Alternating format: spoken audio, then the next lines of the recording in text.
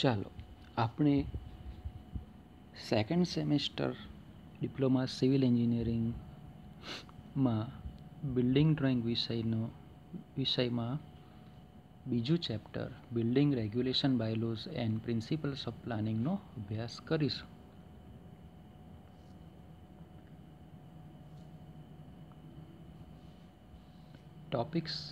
પહેલો ટોપિક છે need or importance of development control regulations. બીજો ટોપિક છે બાયલોઝ ફોર ટાઉન પ્લાનિંગ. બાયલોઝને આપણે જીડીસીઆર તરીકે ઓળખીશું. જીડીસીઆરનું પૂરું નામ છે જનરલ ડેવલપમેન્ટ કંટ્રોલ રેગ્યુલેશન્સ. તેમાં પેટા મુદ્દાઓમાં definitions of bylaws, requirements of bylaws, objectives or purposes of bylaws અને સ્ટડી ઓફ બાયલોઝ.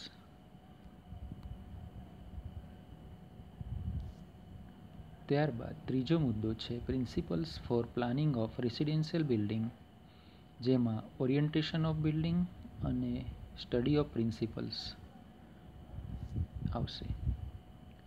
ચોથો અને પાંચમો મુદ્દો છે colour code used for addition and alteration and approval procedure. એટલે કે પહેલા મુદ્દામાં આપણે વિકાસના નિયંત્રણોની જરૂરિયાત અથવા એનું મહત્ત્વ આપણે સમજીશું.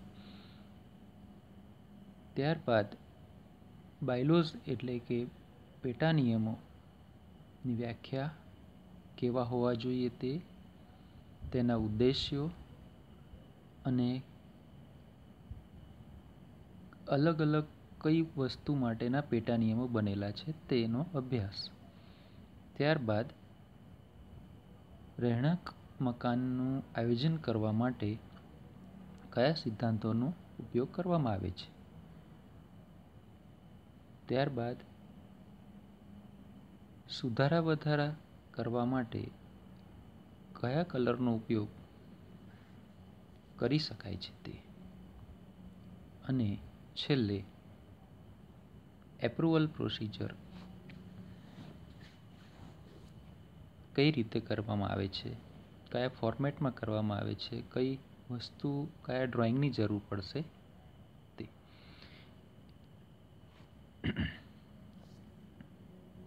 પહેલો મુદ્દો છે need of development control regulations. Unsystematic manner, haphazard manner એટલે કે આડેધડ અનિયમિત રીતે જો ડેવલપમેન્ટ થાય તો આવું ડેવલપમેન્ટથી શું અસર થશે.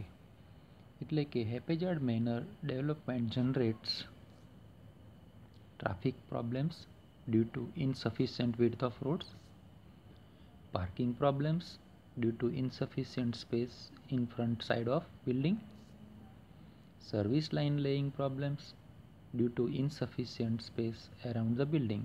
Service lines એટલે પાણીના પુરવઠાની લાઈન, ગટરની લાઈન, ઇલેક્ટ્રિસિટીની લાઈન, ટેલિફોનની લાઈન, ગેસની લાઈન, આ બધી લાઈનને આપણે સર્વિસ લાઈન તરીકે લઈશું. Health problems due to insufficient light and air flow movement in the building, noise problems due to less distance between buildings and roads, especially those buildings in which silence is necessary like schools, colleges, hospitals, meditation centres and civil courts. એટલે કે અહીંયા development control રેગ્યુલેશનની જરૂર એટલા માટે પડશે કે જો આડેધડ રીતે બાંધકામ કે વિકાસ થાય તો ટ્રાફિકના પ્રશ્નો થાય, પાર્કિંગના પ્રશ્નો થાય, અપૂરતી જગ્યાને લીધે સર્વિસ લાઇનને ગોઠવવાના પ્રોબ્લેમ થાય, હેલ્થના પ્રોબ્લેમ ઓછા પ્રકાશ અને ઓછી હવાની હેરફેરને લીધે થાય, ઘોંઘાટના પ્રશ્નો થાય. આ રીતે બાયલોઝ અથવા ડેવલપમેન્ટ કંટ્રોલ રેગ્યુલેશન્સની જરૂરિયાત વિચારી શકીએ છીએ. So, to prevent this type of problems and to develop town in systematic manner, development control regulations are needed. Second topic, bylaws for town planning. Definition. Bylaws are the rules for town and city development prepared by local authority considering the local situations and actual requirement of local people. એટલે કે નગર અને શહેરના વિકાસ માટે સ્થાનિક સત્તા સ્થાનિક લોકોની જરૂરિયાત અને વાસ્તવિક પરિસ્થિતિને ધ્યાનમાં રાખીને જે નિયમો બનાવે છે તેને બાંધકામના પેટા નિયમ અથવા તો બિલ્ડિંગ બાયલોસ કહેવામાં આવે છે. Local authority means the municipal corporation, nagarpalika, nagar panchayat, gram panchayat, industrial development corporation, urban development authority. ગ્રામ્ય વિસ્તારમાં ગ્રામ પંચાયત આવશે, નગર વિસ્તારમાં નગરપાલિકા આવશે, શહેરી વિસ્તારમાં મ્યુનિસિપલ કોર્પોરેશન આવશે અથવા અર્બન ડેવલપમેન્ટ ઓથોરિટી એટલે કે શહેર વિકાસ મંડળ, સત્તા મંડળ ને સ્થાનિક સત્તા તરીકે આપણે ઓળખીએ છીએ. These rules proposed by the local authority becomes bylaws after approval is given by the government. એટલે કે સ્થાનિક સત્તા મંડળ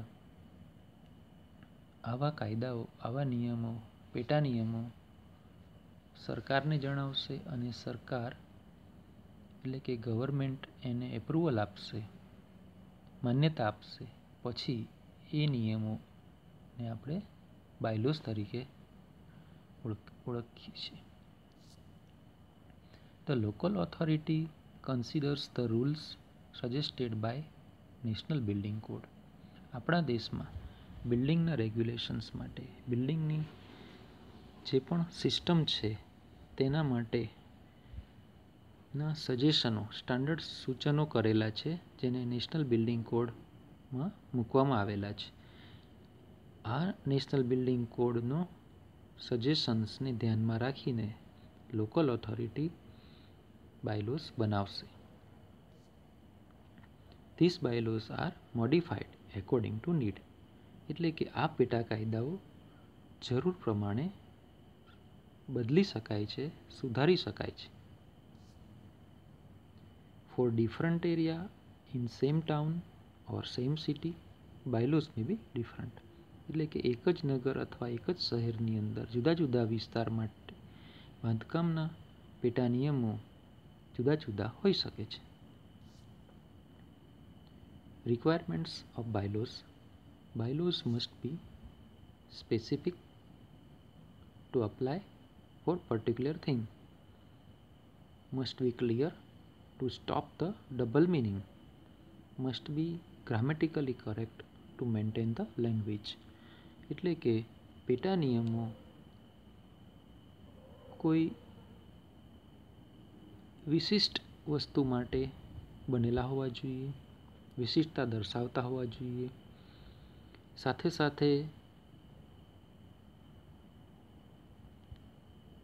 એનું ઇન્ટરપ્રિટેશન અથવા એનું ભાષાંતર કરતી વખતે એકથી વધારે અર્થ નીકળવા નહીં જોઈએ અને ભાષાકીય રીતે વ્યાકરણની કોઈ ભૂલ નહીં હોવી જોઈએ. Objectives or purposes of bylaws. To provide suitable area for selected activities like residential, commercial, industrial, education, etc. To provide proper width of roads for continuity of traffic and parking. To provide open space between road and building for future widening of road. To provide space for common activities like playground, garden, etc. To provide natural light and ventilation to improve health. To provide open spaces around the buildings for satisfactory services like water supply, drainage, electricity, gas, etc.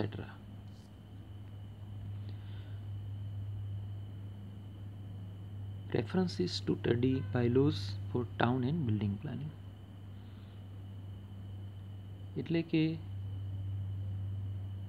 Town અને બિલ્ડિંગના planning માટેના બાયલોસનો અભ્યાસ કરવા માટે આપણે reference તરીકે કોને લઈશું? National building code of India, Gujarat town planning department, Surat urban development authority, in short SUDA. જીડીસીઆરનું પૂરું નામ છે જનરલ ડેવલપમેન્ટ કંટ્રોલ રેગ્યુલેશન અને CGDCR એટલે કે કોમ્પ્રિહેન્સિવ જીડીસીઆર એટલે કે બાંધકામના પેટા નિયમોનો અભ્યાસ કરવા માટે સંદર્ભ તરીકે નેશનલ બિલ્ડિંગ કોડ લઈશું. ગુજરાત ટાઉન પ્લાનિંગ ડિપાર્ટમેન્ટની વેબસાઇટ ઉપરથી જે માહિતી મળશે તે સમજીશું અને સુરત અર્બન ડેવલપમેન્ટ ઓથોરિટીની વેબસાઇટ ઉપરથી જે જીડીસીઆર એમણે મૂકેલા હશે તેનો આપણે અભ્યાસ કરીશું. પ્રથમ national building code of India.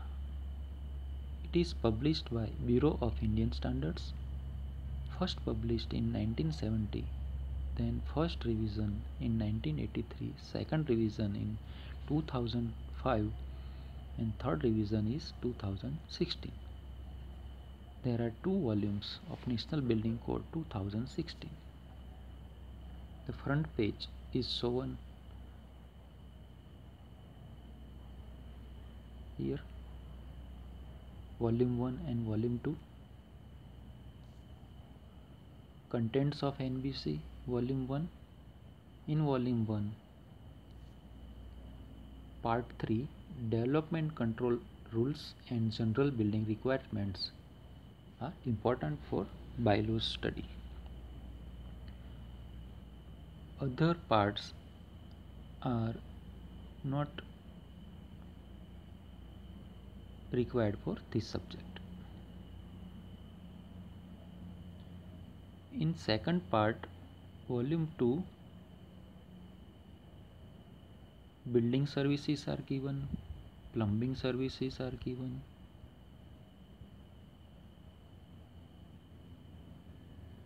in volume 1, fire and life safety, building materials and structural designs.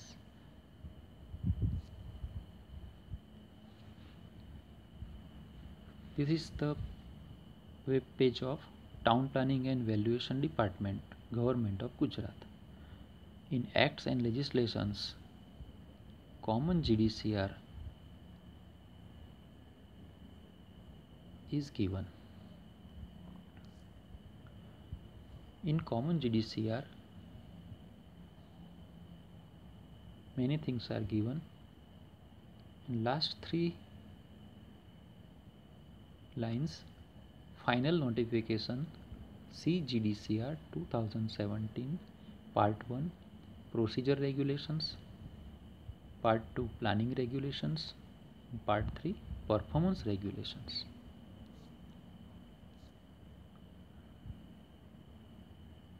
In DP and TPS information, town planning schemes, development plans and development authorities. In development plan, we can refer or we can study different areas GDCR by clicking the GDCR. This is the web page of SUDA. In downloads also GDCR is given. So centrally National Building Code is applied for all India. Then at our state level, Gujarat Town Planning Department says some GDCR, and then the Urban Development Authority SUDA have a GDCR. So different areas, different states, different urbans have a different bylaws. Now study of bylaws. Zones, roads, buildings, areas and FSI, building line and control line, width of road, common plot, height of building, setback, building units, plinth height, room height and parapet height, open spaces, permissible construction on ground floor, internal circulations, parking, basement, mezzanine floor, loft, compound wall, water supply, sanitation, ventilation, safety and room dimensions. So there are 24 different terms which are important for bylaws. First we see zones. Different activities have different needs. So town area is divided into different areas known as zones. એટલે કે જુદા જુદા કામોની જરૂરિયાતો પણ જુદી જુદી હોય છે. એટલા માટે આયોજન કરતી વખતે નગરના આયોજનમાં સૌથી પહેલા અલગ અલગ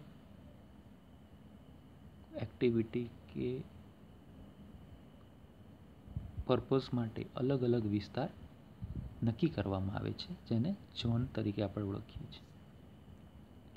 Location of a zone depends upon the suitability for specific activity. જે તે એક્ટિવિટી માટે અનુકૂળ વિસ્તાર અનુકૂળ શું છે એ પ્રમાણે એ ઝોન ત્યાં બનાવવામાં આવે છે.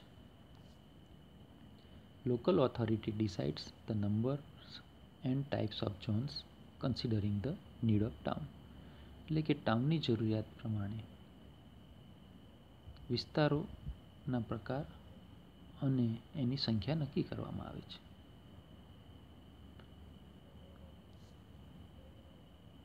નેશનલ બિલ્ડિંગ કોડ 2016માં 41 પ્રકારના જુદા જુદા ઝોન સજેસ્ટ કરવામાં આવેલા છે.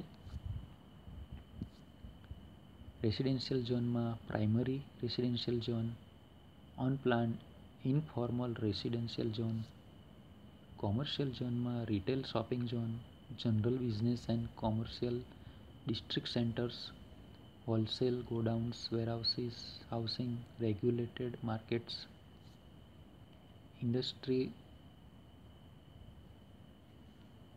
ઇન્ડસ્ટ્રીયલ ઝોનમાં service and light industry, extensive and heavy industry, special industrial zone, hazardous, noxious and chemical. hazardous એટલે કે જોખમી, noxious એટલે ધૃણા અથવા તો જેની વાસ ખરાબ આવતી હોય, અને રસાયણોવાળા special industrial zone. Public and semi public zone, તેમાં government, semi government, public offices, government land, police headquarters, police line, education and research, medical and health, social, cultural and religious, utilities and services. Mixed use zone with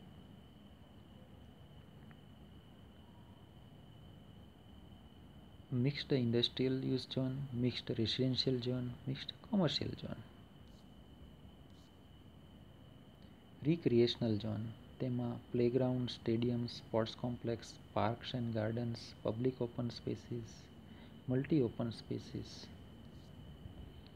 transportation and communication zone, તેમાં roads, bus rapid transit system BRTS, railways, mass rapid transit system MRTS, airport, seaport and dockyard. Dockyard એ બંદર માટે વપરાય છે, દરિયા કિનારા માટેના port and dockyards. Bus depots, truck terminals and freight complexes, transmission and communication. Primary એક્ટિવિટીમાં agriculture, forest and horticulture, poultry and dairy farming, rural settlements, brick kiln and extractive areas, એટલે કે જ્યાં ઈંટોના ભઠ્ઠા છે તે, others, fishing, pottery etcetera. Protective and undeveloped use zone, જેમાં water bodies, special recreation zone, protective areas such as sanctuaries, reserve forest and eco sensitive zone. Undevelopable use zone, special area, old built up core area એટલે કે જૂનો કોટ વિસ્તાર, heritage and conservation area, scenic value area, government restricted area such as defense, other uses or spot zone. The process of changing, relaxing, modifying land use of part or spot of a zone in a particular land use is termed as spot zoning. Spot zoning may be done for comparatively smaller area in a particular land use zone in such a way that it does not affect the overall development plan. Gujarat Town Planning Department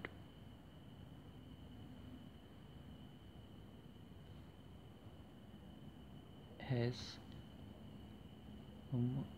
different types of zones like core walled city zone, Gamtal extension zone, residential zone 5 types, residential affordable housing zone, restricted zone, commercial zone 5 types, industrial zone 7 types, knowledge and industrial zone 2 types, public purpose zone 2 types, recreation zone Anand Pramod Martena, parks, gardens and open space zone, agriculture zone 4 પ્રકારના, logistic zone, special plant development zone 4 પ્રકાર, smart city and transportation oriented zone, closed textile mill zone, forest zone, special zone 6 પ્રકાર, vacant land zone, heritage area, mixed use zone.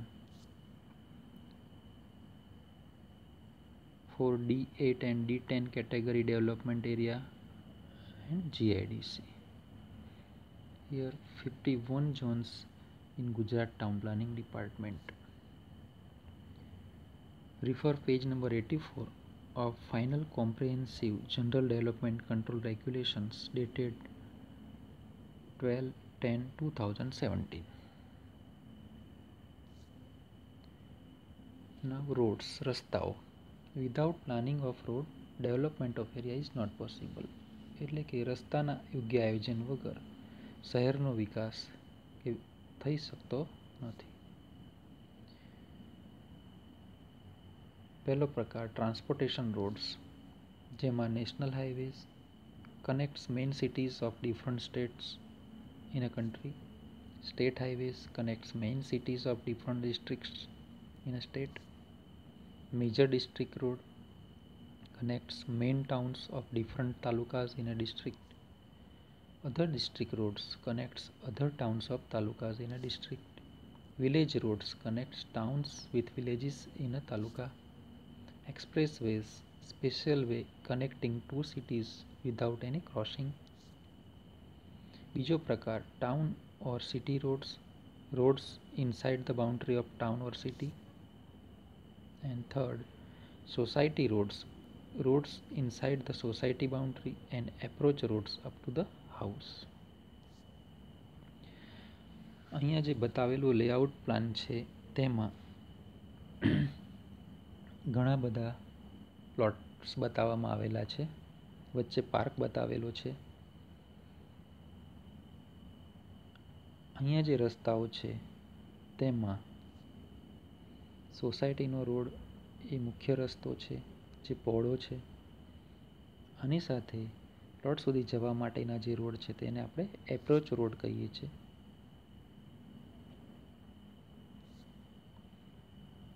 Buildings. Types of buildings based on use, based on design, based on height. Based on use: residential, business, mercantile, educational, assembly, industrial, public, storage, institutional, hazardous, obnoxious. Based on design: detached, semi-detached, row house, apartment or flat. Based on height: low rise, high rise and tower. First we see types of buildings based on use. Residential buildings, which are used for residence of people. A residential unit have veranda, parking, drawing room, kitchen, bedroom, water closet, bath, stair, store, etc. Business building or commercial building, which are used for professional establishments and services like finance, insurance, taxation, couriers, export and import, building purchase and sale, travel booking, etc. Mercantile buildings, which are used as shops, stores or markets for display and sale of wholesale or retail goods, including office, storage and service facilities in the same building. Educational buildings used for education like school and colleges.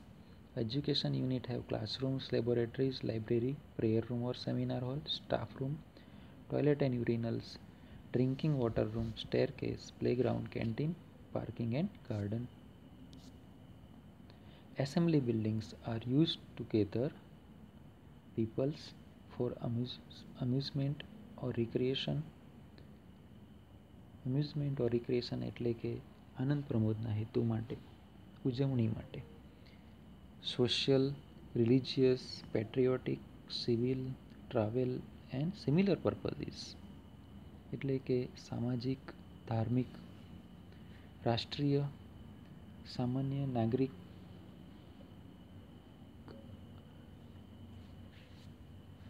Travel અને એવા બીજા હેતુઓ માટે જ્યાં લોકો ભેગા થતા હોય, વધારે લોકો ભેગા થતા હોય તેને એસેમ્બલી બિલ્ડિંગ કહેવામાં આવે છે. ઉદાહરણ તરીકે drama and cinema theatre, city or town hall, auditorium, exhibition hall, museum, marriage hall, skating ring, gymnasia, stadium, restaurant, eating or boarding houses, place of worship એટલે કે પ્રાર્થનાનું સ્થળ, dance halls, clubs, gym, public transportation stations એટલે કે bus station, railway stations વગેરે. Industrial buildings, which are used to fabricate, to assemble and to process materials like production and repairing plants, factories and mills, etc. Public buildings are used for public activities like bank, hospital, hotel, civil court, prison એટલે કે jail, tourism center, administration buildings વગેરે. Storage buildings are used for storage of goods like godowns, warehouses, cold storage, etc. Institutional buildings are used for education, medical, social and humanity purpose, runs on the basis of zero profit like dharmasala, hostel for working men and women, old age home એટલે કે ઘરડાઘર અને orphanage એટલે કે અનાથ આશ્રમ or અનાથાલય. Hazardous buildings used for storage, handling, manufacture or processing of radioactive substance, highly combustible or explosive materials, products which are liable to burn with extreme rapidly producing poisonous fumes, highly corrosive, toxic obnoxious alkalis, acids, gases, and chemicals producing flame fumes, explosive mixtures, or which result in division of matter into fine particles and capable of spontaneous ignition. એટલે કે આવા વિસ્ફોટક થઈ શકે તેવા અથવા એમાંથી એવી કોઈ ઝેરી ફ્યુમ જ્વાળા નિકળતી હોય તો એવા મટીરિયલના સ્ટોરેજ થતું હોય જ્યાં હેન્ડલિંગ થતું હોય ઉપયોગ થતો હોય કોઈ પ્રોસેસમાં તો એ બિલ્ડિંગને આપણે હજાર્ડસ બિલ્ડિંગ તરીકે ઓળખીશું અને આવા બિલ્ડિંગ જોખમી બિલ્ડિંગ ગણાશે ત્યાં આવા અકસ્માત થવાની શક્યતાઓ વધારે છે એટલે કે ત્યાં વધારે સેફટીની જરૂર પડે છે. ઓબનોક્સિયસ બિલ્ડિંગ્સ એટલે ધૃણાસ્પદ બિલ્ડિંગ્સ, ખરાબ વાસવાળા બિલ્ડિંગ્સ. ઇન્ડસ્ટ્રી અલગ અલગ પ્રકારની હોય છે. એમાં chemical industry, electrothermal industry, petroleum industry, rubber industry, metallurgical industry, paper, leather, cement, fertiliser, textile, food અને ટ્રાન્સપોર્ટના પાર્ટ્સ બનાવવાવાળી ઇન્ડસ્ટ્રીના જે બિલ્ડિંગ છે ત્યાં આવી પરિસ્થિતિ થતી હોય છે અને આજુબાજુના વિસ્તાર માટે અનુકૂળ હોતી નથી એટલે એને અલગ પ્રકારના બિલ્ડિંગ તરીકે લેવામાં આવેલા છે obnoxious buildings. Types of buildings based on design: detached, semi-detached, row house, apartment or flats. Detached buildings are independent residential building which does not connected with other building and have all side open spaces. In this plan, front side, left hand side, rear side and right hand side, 4 sides are open around the building, so it is detached building. Sees like this photo. Semi-detached buildings: 2 residential buildings which are connected with one side face and have front, rear and any one side open spaces. It means 2 buildings attached with a common wall at one side face. If their plan is mirrored, they are known as twins.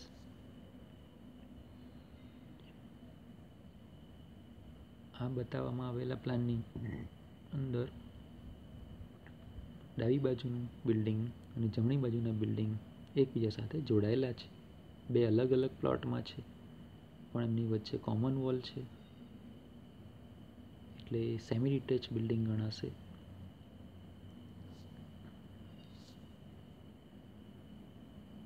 Front, left side and rear side 3 margins છે, 3 ખુલ્લી જગ્યાઓ છે અને ચોથો face છે common wall છે.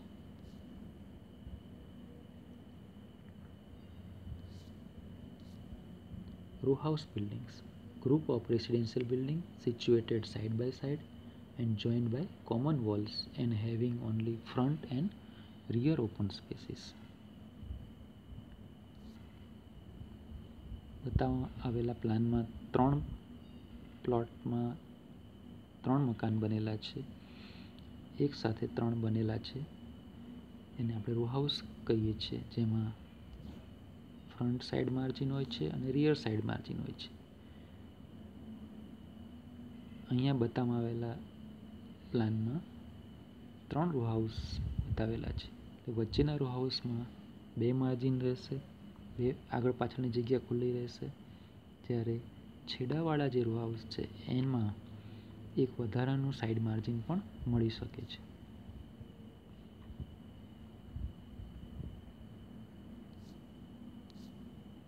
Apartment or flats buildings: multi-storied residential buildings designed as ground floor with more upper floors and constructed separate residential units on each floor with common staircase. એટલે કે દરેક ફ્લોર ઉપર એકથી વધારે રેસિડેન્શિયલ યુનિટ હશે અને એક જ ફ્લોરની અંદર અલગ અલગ રૂમોનું આયોજન કરવામાં આવેલું હશે એક યુનિટમાં. પણ ઘણા બધા માળ બનાવેલા હોય છે, એટલે એને એપાર્ટમેન્ટ અથવા ફ્લેટ તરીકે ઓળખવામાં આવે છે. Types of buildings based on height. Low rise, high rise and tower buildings. Generally, buildings having height up to 15 meter is known as low rise building, and building having height 15 to 35 meter is known as high rise building. Building having height more than 35 meter is known as tower. એટલે કે જો મકાનની ઊંચાઈ 15 metre સુધી છે તો એને લો rise building તરીકે ઓળખવામાં આવે છે, પણ જો ઊંચાઈ 15 મીટરથી 35 મીટર સુધીની છે તો એને હાઈ રાઇઝ બિલ્ડિંગ કહેવામાં આવે છે, અને 35 મીટરથી ઊંચા મકાનોને ટાવર બિલ્ડિંગ તરીકે ઓળખવામાં આવે છે. એક માળ માટે 3 મીટરથી 3.5 મીટરની ઊંચાઈની જરૂર પડે છે. એટલે કે 15 મીટરમાં 4 માળ સુધીનું જો બાંધકામ હોય જેની ઊંચાઈ 15 મીટર કરતાં ઓછી હોવાની શક્યતા છે તો એને લો રાઇઝ ગણવામાં આવશે. અને 4 માળથી વધારે માળવાળા મકાનો, જો 10 માળનું મકાન હશે તો 30 મીટર જેવી ઊંચાઈ થવાની શક્યતા છે, તો એ હાઈ રાઇઝ બિલ્ડિંગ 10 માળ સુધી ગણાશે. અને 10 માળ પછીના જે માળ છે જેમાં ઊંચાઈ 35 મીટર કરતાં વધી શકે છે તેને ટાવર બિલ્ડિંગ કહેવામાં આવે છે. સુરત જીડીસીઆર પ્રમાણે low rise building has height up to 16.50 meter and high rise building has height from 16.50 meter to 40 meter. એટલે કે અલગ અલગ શહેરી વિકાસ મંડળ પોતાના વિસ્તાર માટે લો રાઇઝ, હાઈ રાઇઝ અને ટાવર બિલ્ડિંગ માટેના પેટા નિયમ જુદા જુદા રાખી શકે છે. જે તે સ્થળની જરૂરિયાત પ્રમાણે આ નિયમો બદલાય છે. આજે આપણે સૌપ્રથમ need or importance of development control regulations જોયું. ત્યાર પછી ટાઉન પ્લાનિંગના બાયલોઝમાં એની ડેફિનેશન, એની રિક્વાયરમેન્ટ, એના ઓબ્જેક્ટિવ્સ જોયા. અને બાયલોઝના સ્ટડીમાં આપણે 3 બાયલોઝ સ્ટડી કર્યા. તેમાં પહેલાં ઝોન જોયા, પછી રોડ્સ અને બિલ્ડિંગ્સ જોયા. રોડ્સની અંદર ફક્ત પ્રકાર જોયા છે. હવે રોડની પહોળાઈ માટે અલગ બાયલોઝ આવશે.